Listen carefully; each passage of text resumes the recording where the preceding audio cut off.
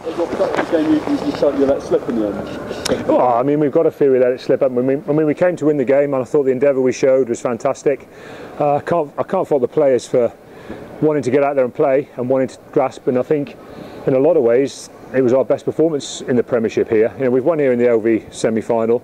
We haven't won here in the Premiership, and I think that's easily the closest we've come. And I think it's the most pressure we've had Bath under when we've been here.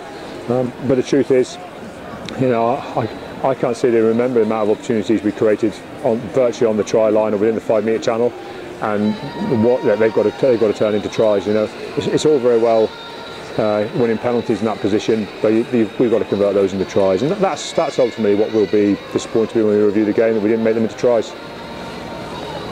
The performance must give you a lot of hope for the season ahead there. Yeah, listen, there's massive parts of the game really stood up well for us, didn't they? Obviously, you know, we're slightly disappointed with some of the scrum pens. Obviously, we've got to improve that area, and I was personally slightly disappointed with our driving game. I didn't think our mauling was as good as it could have been, but obviously credit to Bath. You know, they did a good job at the scrum, good job at the maul defence. But ultimately, you know, we were good enough to create multiple opportunities, and we didn't turn those opportunities into tries. And in a tight game, you know, you've got to break that scoreboard open with a try. And otherwise it's going to seesaw penalty each way, isn't it? And that's what happened, and we ended up on the wrong end of the seesaw. A cracking game of Premiership rugby. Defensively we looked pretty solid.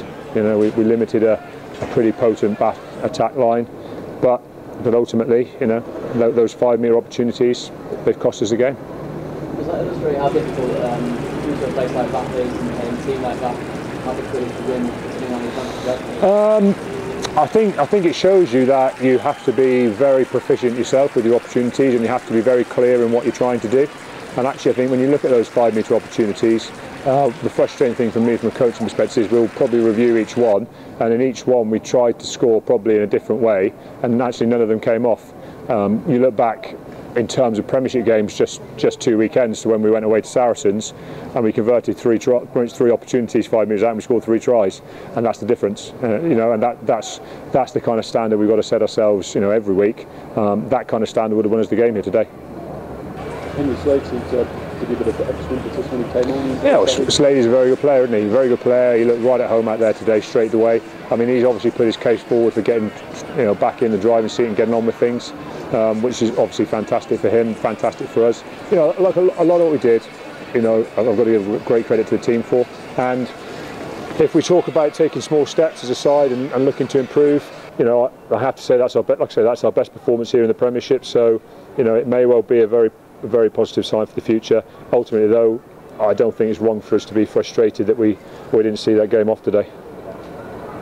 All right, thank you guys.